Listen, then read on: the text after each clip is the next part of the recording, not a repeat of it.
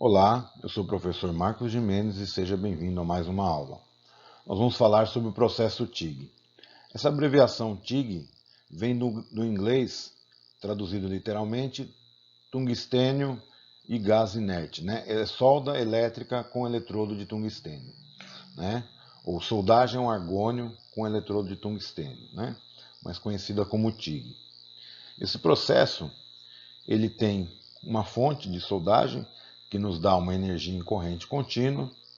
Ela passa pela tocha. Na tocha nós temos um eletrodo de tungstênio que não é consumível e o arco é gerado então entre esse eletrodo e a peça de trabalho. E para facilitar essa geração, a gente trabalha com um gás inerte, argônio ou hélio.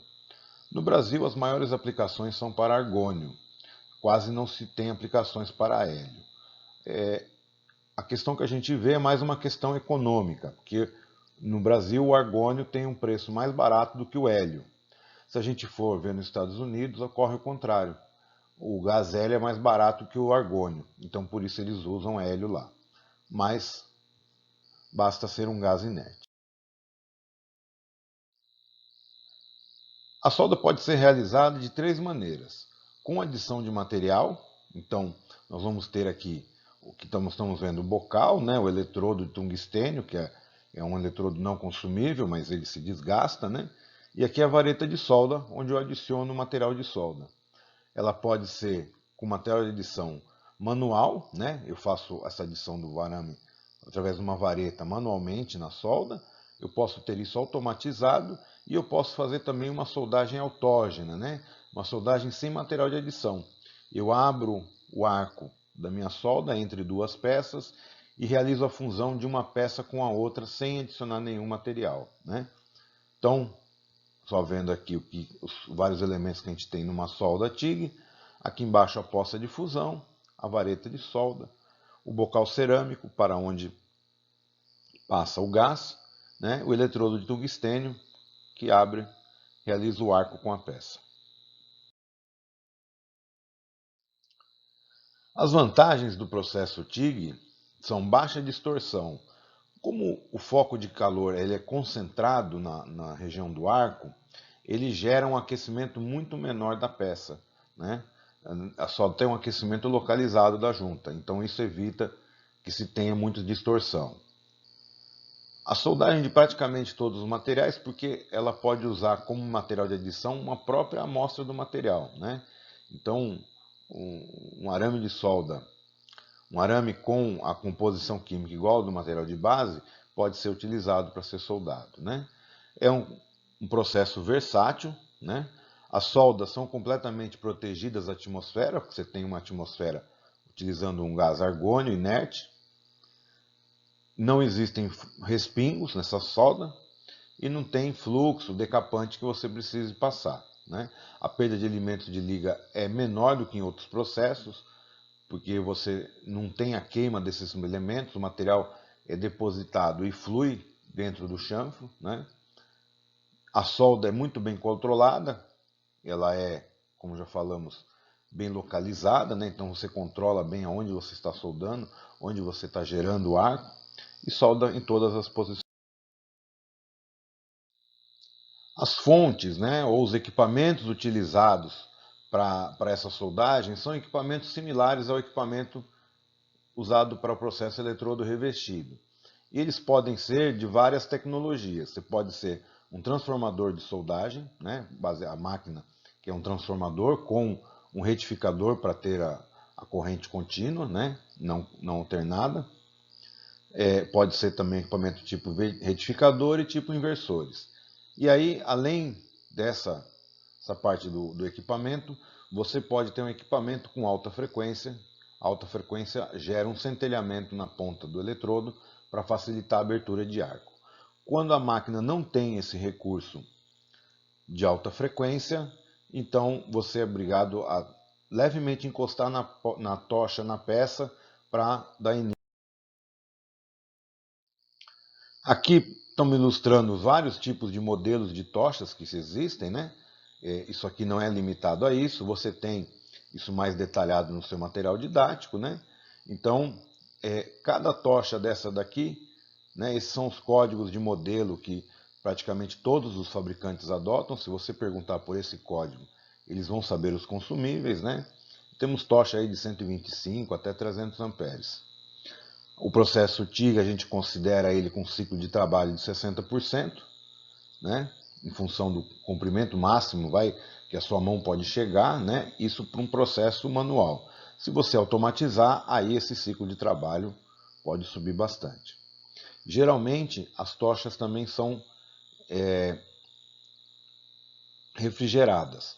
Você pode ter uma unidade de resfriamento próprio dentro da própria máquina ou externo, né? Mas ele promove a refrigeração da tocha e aí você tem um aumento na vida útil dos consumíveis e também a tocha estando mais fria, ela dá uma melhor forma do soldador trabalhar com ela. Aqui temos uma tocha explodida, né? Então, no final da tocha, no começo da tocha aqui, você vai ter um engate, que vai ser similar ao engate da máquina. Você pode ter a entrada de gás vindo direto da máquina ou de uma forma auxiliar. Então, assim, quando a gente trabalha com o TIG com alta frequência, geralmente a máquina vai ter uma entrada de gás já dentro da própria conexão da tocha, né? Quando nós trabalhamos com máquinas sem alta frequência, ela não tem o recurso de ter essa solenoide para o gás, então o gás é conectado por fora. Quando tem alta frequência, também vai ter um cabo de comando. Você tem o corpo da tocha, que são as mangueiras, vão levar o gás, a energia para a solda, e a tocha você tem o corpo dela, uma pinça, uma porta-pinça e um parafuso aqui que é a tampa. Pode ser chamado de capa curta ou capa longa, que promove o aperto dessas peças, né? E na frente você tem dentro então o eletrodo de tungstênio com o bocal cerâmico na frente. A vazão de gás está relacionada com o diâmetro do bocal de trabalho, do bocal cerâmico. Então, um bocal número 5, né, tá aqui, tem um consumo em torno de 5 litros por minuto. Um bocal número 10 está em torno de 9. Né? Um bocal número 15 vai estar, se a gente pegar aqui essa outra curva, um pouco mais de 10 litros por minuto. Né? É uma tabela orientativa com relação ao consumo de gás. O consumo de gás também pode variar em função do material de base, da espessura do material que está sendo trabalhado, né? Como que a sua solda, como é a geometria da sua solda. Aqui nós estamos demonstrando, existem os bocais comuns, né? Então, num bocal comum, o gás sai dessa forma. Você vê que ele não tem uma forma contínua, ele tem um pouco de instabilidade no jeito que ele manda.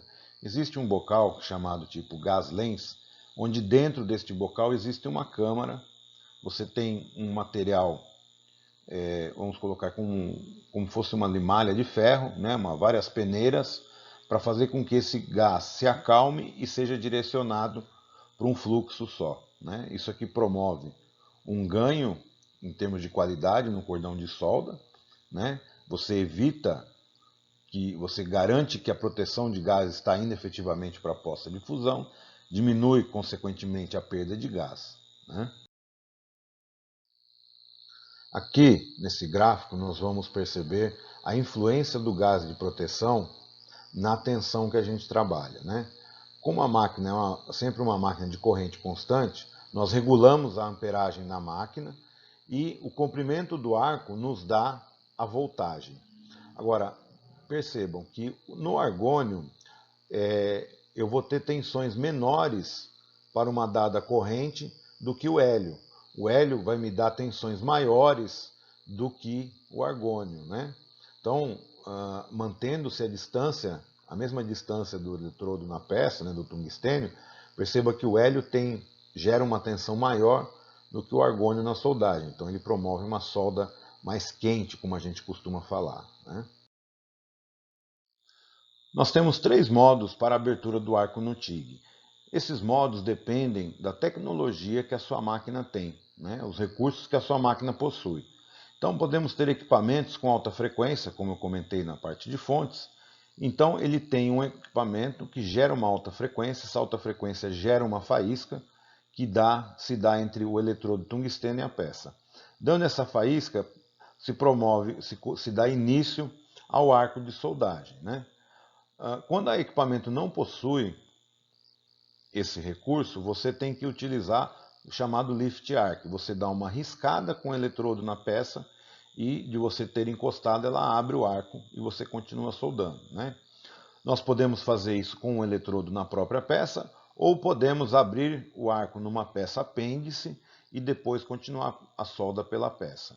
Neste lado é interessante porque você evita que eventualmente, se o tungstênio quebrar a ponta na hora de abertura de arco, você evita que isso se inclua na solda. Você está fazendo a abertura numa peça a mais do que a sua peça de trabalho e isso vai ser retirado depois.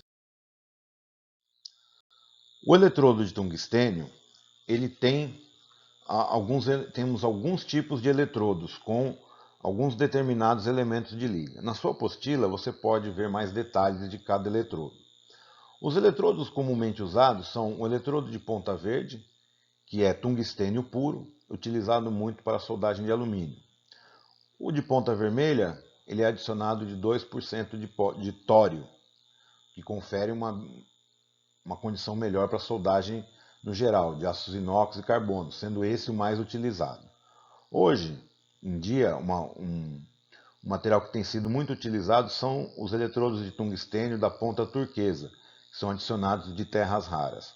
Mesmo ele tendo um custo de aquisição maior, a durabilidade dele é 3, 4 vezes maior do que os outros eletrodos. Então, compensa o estudo para se utilizar esse tipo de eletrodo, né? O eletrodo, contendo elementos de liga, ele vai modificar a forma como a sua solda pode ser executada, né? Ele tem ação sobre o desenvolvimento da solda. Então, aqui você tem uma tabela para você relacionada com o tipo de eletrodo, né? E os vários pontos aqui, qual que é melhor, qual que é pior em cada situação, né? Então falamos do verde, que ele é puro, a ignição dele é ruim, né? A estabilidade de arco dele é ruim, mas ele suporta altas correntes, tem uma durabilidade ruim e resistência à contaminação. Só que ele tem um bom trabalho em corrente alternada, que é o que é utilizado para soldar alumínio, né? O turquesa de terras raras, veja que ele é bom em tudo, né?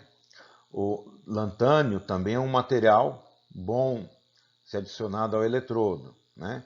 Então você tem o vermelho, que é o mais utilizado hoje, ele tem uma mediana, tem um coeficiente médio, né, de utilização com esses parâmetros e tendo sol ruim corrente alternada. Então é onde se dividem aqui o verde e o vermelho, né?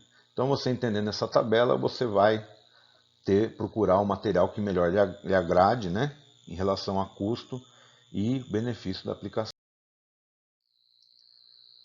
Aí vamos falar um pouco sobre a afiação dos tungstênios, né? O tungstênio ele tem que ser afiado e a maneira como ele é afiado influencia no formato do arco de solda. Então, se a gente afiar um eletrodo desta forma, em sentido longitudinal, que aqui as ranhuras, né, do que a gente removeu, elas estão no mesmo eixo do eletrodo, a energia ela vai chegar nesse ponto e ela vai ser conduzida de forma uniforme para a ponta do eletrodo. E isso vai me dar um arco mais estável. Se eu trabalhar no sentido axial, fazendo como fosse aqui vai uma rosca sem fim na ponta, isso gera com que a corrente elétrica, na hora que chega aqui, ela percorre esse caminho. Então ela começa a vir fazendo círculos. Então ela pode causar ondulação no arco. Então a forma como você posiciona o eletrodo com o rebolo é fundamental para se ter um eletrodo com uma boa posição. Quando a gente trabalha em corrente contínua, e aí para soldar a maioria dos materiais, aço carbono, aço inox, nós fazemos uma afiação com a ponta fina. Deixamos aí o eletrodo com 20, 25 graus. Isso também depois depende da sua junta. Você pode querer um arco mais aberto ou menor, você pode mexer na afiação desse tungstênio. Quando a gente trabalha em corrente alternada, no caso principalmente para soldagem de alumínio, você não faz, praticamente não faz afiação ou faz uma leve afiação, mas quando se trabalha em corrente alternada, como a alternação do polo positivo e negativo, ele vai fazer com que a ponta do eletrodo em trabalho depois fique assim abaulada. Tá? Então, aqui mostra a diferença, né, de arco com os vários tipos de afiação. Então, uma afiação com 35 graus, você vê que fornece um arco mais longo e uma penetração baixa. Se eu afiar ele 90 graus, né, quase reto, a penetração, a concentração do arco é maior. Né? Então, conforme eu vou aumentando o ângulo de afiação, eu vou aumentando a penetração e diminuindo a largura do arco, né, a largura do material de solda. E hoje no mercado existem afiadores de tungstênio, onde você coloca o tungstênio já no padrão que você quer e ele afia da maneira correta. São equipamentos hoje mais difundidos em larga escala, então hoje eles têm um preço razoável e é interessante se ter quando se trabalha com TIG. Muito obrigado e até a próxima.